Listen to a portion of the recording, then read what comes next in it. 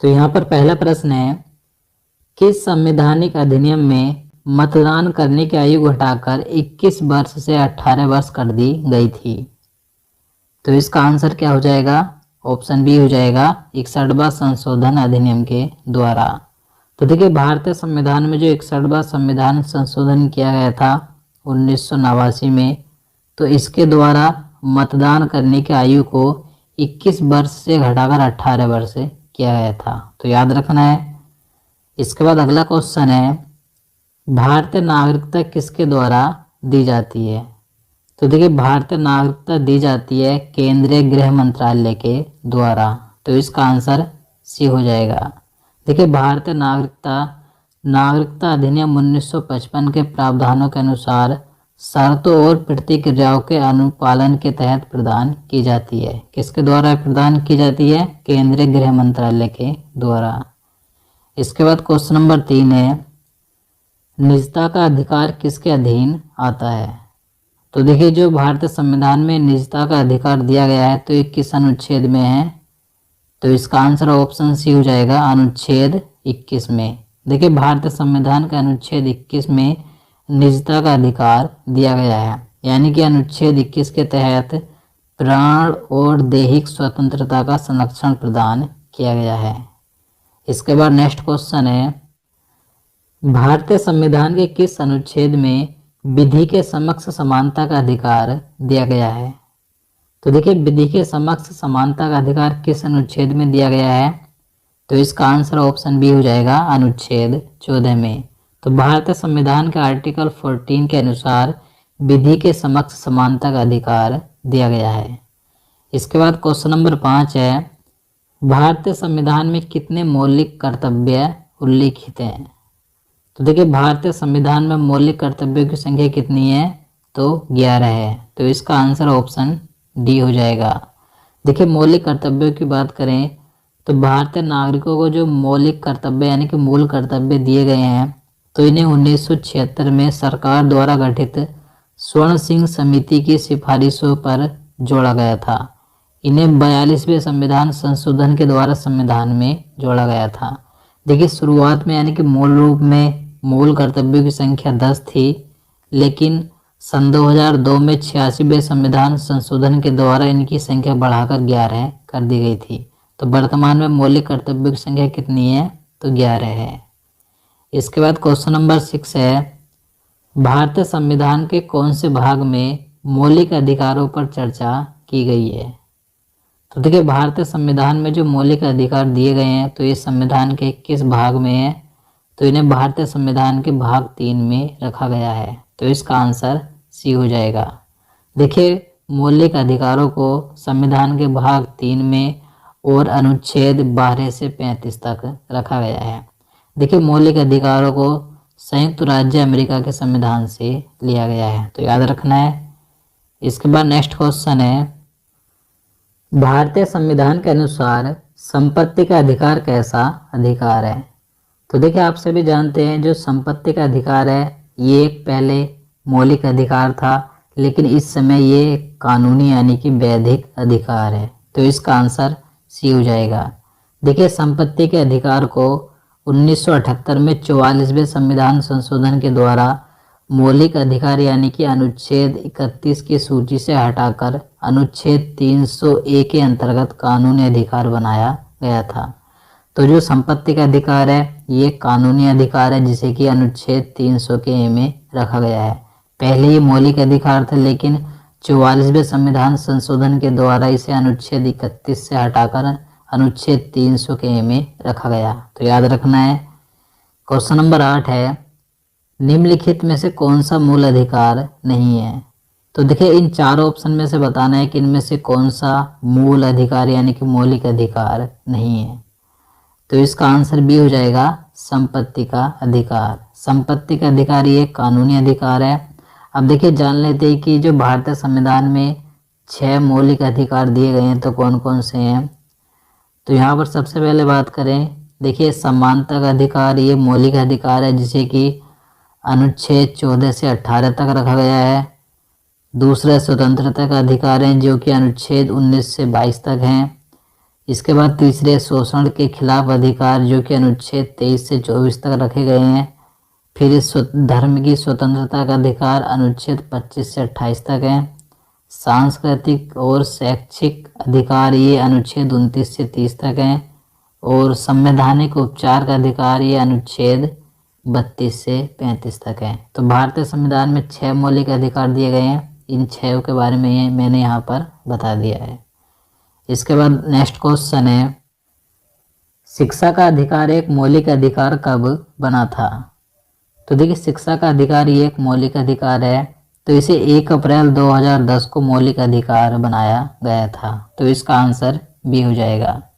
देखिए, शिक्षा के अधिकार को 86वें संविधान अधिनियम सन 2002 के द्वारा अनुच्छेद 21 के क में जोड़कर शिक्षा को मौलिक अधिकार बना दिया गया था। देखिए, इसके द्वारा राज्य सरकार को यह कर्तव्य दिया गया है कि वह 6 वर्ष से 14 वर्ष की आयु तक के सभी बच्चों को निःशुल्क और अनिवार्य शिक्षा प्रदान करेगा। तो शिक्षा का अधिकार मौलिक अधिकार कब बना था? 2002 में 86वें संविधान अधिनियम के द्वारा। इसके बाद अगला क्वेश्चन है, भारत के संविधान में संवैधानिक उपचार का अधिकार किस अनुच्छेद में दिया गया है? तो देखिए, महत्वपूर्ण प्रश्न है, तो इसका आंसर ऑप्शन सी हो जाएगा, अनुच्छेद 32 में। तो देखिए, भारतीय संविधान का जो अनुच्छेद 32 है, इसमें संवैधानिक उपचार का अधिकार दिया गया है, यानी कि जो भारतीय नागरिकों को मौलिक अधिकार दिए गए हैं, तो उनके संरक्षण का अधिकार किस अनुच्छेद में है? अनुच्छेद 32 में। और देखिए, अनुच्छेद 32 के तहत भारत का प्रत्येक नागरिक मौलिक अधिकारों के संरक्षण के लिए सर्वोच्च न्यायालय जा सकता है, और अनुच्छेद 226 के तहत उच्च न्यायालय जा सकता है, यानी कि अनुच्छेद 32 के तहत सर्वोच्च न्यायालय में रिट जारी कर सकता है, और अनुच्छेद 226 के तहत उच्च न्यायालय में रिट जारी कर सकते हैं। देखिए, डॉक्टर भीमराव अंबेडकर ने अनुच्छेद 32 को भारतीय संविधान की आत्मा और हृदय कहा था। तो ये अनुच्छेद 32 महत्वपूर्ण है, क्योंकि ये मौलिक अधिकारों को संरक्षण प्रदान करता है। इसके बाद नेक्स्ट क्वेश्चन है, लोकसभा का कार्यकाल कितनी बार 6 वर्ष तक बढ़ाया गया था? तो देखिए, लोकसभा का कार्यकाल सामान्यतः 5 वर्ष का होता है, लेकिन एक बार लोकसभा का कार्यकाल 6 वर्ष तक बढ़ाया गया था। तो इसका आंसर ए हो जाएगा, एक बार। अब देखिए कब? तो 1975 में जब इंदिरा गांधी ने भारत में आपातकाल लगाया था, तो उस समय लोकसभा का कार्यकाल 5 वर्ष से बढ़ाकर 6 वर्ष किया गया था। तो याद रखना है। इसके बाद अगला क्वेश्चन है, वित्त आयोग का कार्यकाल कितने वर्ष का होता है? तो देखिए, वित्त आयोग का कार्यकाल होता है 5 वर्ष का। तो इसका आंसर बी हो जाएगा। देखिए, वित्त आयोग की स्थापना की बात करें तो इसकी स्थापना 22 नवंबर 1951 को हुई थी, और प्रथम वित्त आयोग के अध्यक्ष थे केसी नियोगी। देखिए, वित्त आयोग एक संवैधानिक निकाय है, जिसका अनुच्छेद 280 के तहत गठन किया जाता है। तो कई बार एग्जाम में क्वेश्चन पूछा जाता है कि वित्त आयोग का गठन किस अनुच्छेद के तहत किया जाता है? तो अनुच्छेद 280 के तहत। इसके बाद नेक्स्ट क्वेश्चन है, भारत का योजना आयोग किस वर्ष में स्थापित हुआ था? तो देखिए, जो योजना आयोग था इसे वर्ष 1950 में स्थापित किया गया था। तो इसका आंसर सी हो जाएगा। देखिए, योजना आयोग स्थापित हुआ था मार्च 1950 को, और इसे 13 अगस्त 2014 को समाप्त कर दिया गया था। इसके स्थान पर 1 जनवरी 2015 को नीति आयोग लाया गया था। तो ये तीनों डेट याद रखनी है कि योजना आयोग कब स्थापित हुआ था? मार्च 1950 को, और इसे समाप्त किया गया था 13 अगस्त 2014 को। इसके स्थान पर नीति आयोग की स्थापना की गई थी 1 जनवरी 2015 को। तो याद रखना है। इसके बाद नेक्स्ट क्वेश्चन है, राज्यसभा के सभापति कौन होते हैं? तो देखिए, राज्यसभा के सभापति कौन होते हैं, अगर आप जानते हैं तो नीचे कमेंट बॉक्स में बता सकते हैं। तो इसका आंसर क्या हो जाएगा? ऑप्शन सी हो जाएगा, भारत के उपराष्ट्रपति। भारत के जो उपराष्ट्रपति होते हैं राज्यसभा के सभापति होते हैं। तो देखिए, राज्यसभा के प्रथम सभापति कौन थे? तो डॉक्टर एस राधा कृष्णन थे, यानी कि भारत के प्रथम उपराष्ट्रपति थे डॉक्टर एस राधा कृष्णन। इसके बाद क्वेश्चन नंबर 15 है, लोकसभा में अध्यक्ष के मत को क्या कहा जाता है? तो इसका आंसर ए हो जाएगा, निर्णायक मत। तो देखिए जो लोकसभा अध्यक्ष होता है तो इसके मत को निर्णायक मत कहा जाता है, क्योंकि जब किसी मामले में पक्ष विपक्ष के मत बराबर होते हैं तो उसमें लोकसभा अध्यक्ष अपना मत देता है, तो इसी मत को निर्णायक मत कहा जाता है, तो याद रखना है। इसके बाद क्वेश्चन नंबर 16 है, भारत में किसी विधेयक को धन विधेयक कौन प्रमाणित करता है?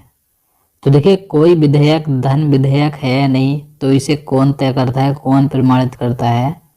तो इसका आंसर सी हो जाएगा, लोकसभा का अध्यक्ष। तो लोकसभा अध्यक्ष तय करता है कि कोई विधेयक धन विधेयक है या नहीं। इसके बाद नेक्स्ट क्वेश्चन है, संसद के किसी भी सदन के दो सत्रों के बीच अंतराल किससे अधिक नहीं होना चाहिए? तो देखिए संसद के दोनों सत्रों यानी कि लोकसभा हो या राज्यसभा, तो इसके दो सत्रों के बीच यानी कि दो अधिवेशनों के बीच 6 महीने से ज़्यादा का समय नहीं होना चाहिए। तो इसका आंसर बी हो जाएगा, 6 महीने से अधिक नहीं होना चाहिए। इसके बाद नेक्स्ट क्वेश्चन है, भारत सरकार का मुख्य विधि अधिकारी कौन है? तो देखिए भारत सरकार का मुख्य विधि अधिकारी होता है भारत का महान्यायवादी। तो इसका आंसर डी हो जाएगा, महान्यायवादी यानी कि अटॉर्नी जनरल। देखिए अटॉर्नी जनरल भारत सरकार का मुख्य कानूनी सलाहकार तथा उच्चतम न्यायालय में सरकार का प्रमुख वकील होता है। देखिए महान्यायवादी की नियुक्ति अनुच्छेद 76 के तहत भारत के राष्ट्रपति द्वारा की जाती है, तो याद रखना है। इसके बाद क्वेश्चन नंबर 19 है, लोकसभा अध्यक्ष के रूप में निर्वाचित प्रथम महिला का नाम बताइए। तो देखिए लोकसभा की प्रथम महिला अध्यक्ष कौन थी? तो मीरा कुमार थी। तो इसका आंसर सी हो जाएगा। इनका कार्यकाल 4 जून 2009 से जून 2014 तक था। इसके बाद नेक्स्ट क्वेश्चन है, संघीय संसद की संयुक्त बैठक किस लिए बुलाई जाती है? तो इसका आंसर ऑप्शन डी हो जाएगा, किसी गैर वित्तीय विधेयक पर दोनों सदनों में गतिरोध के समाधान हेतु। तो देखिए संघीय संसद की जो संयुक्त बैठक होती है यानी कि संयुक्त अधिवेशन होता है, तो ये किस लिए बुलाया जाता है? तो अगर किसी विषय पर दोनों सदनों में यानी कि लोकसभा या राज्यसभा में गतिरोध उत्पन्न होता है तो उसके समाधान हेतु ये संयुक्त बैठक बुलाई जाती है। अब देखिए इस बैठक को कौन बुलाता है? तो भारतीय संविधान के अनुच्छेद 108 के अनुसार राष्ट्रपति संयुक्त बैठक बुलाते हैं और इसकी अध्यक्षता करते हैं लोकसभा अध्यक्ष, तो याद रखना है। इसके बाद अगला क्वेश्चन है, निम्नलिखित में से कौन भारत के राष्ट्रपति के रूप में निर्विरोध चुने गए थे? तो देखिए निर्विरोध चुने गए भारत के राष्ट्रपति कौन थे? आप सभी जानते हैं, नीलम संजीव रेड्डी थे। तो इसका आंसर बी हो जाएगा। इनका कार्यकाल 25 जुलाई 1977 से 25 जुलाई 1982 तक था। इसके बाद अगला क्वेश्चन है, संसद की लोक लेखा समिति का अध्यक्ष नियुक्त किया जाता है। तो देखिए जो संसद की लोक लेखा समिति होती है तो इसका अध्यक्ष लोकसभा के अध्यक्ष द्वारा नियुक्त किया जाता है, तो इसका आंसर ए हो जाएगा। देखिए इस लोक लेखा समिति में कुल 22 सदस्य होते हैं, जिसमें से 15 लोकसभा से और 7 राज्यसभा से चुने जाते हैं।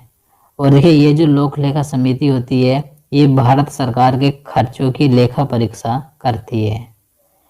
इसके बाद नेक्स्ट क्वेश्चन है, भारत की 22 भाषाओं का उल्लेख किस अनुसूची में मिलता है?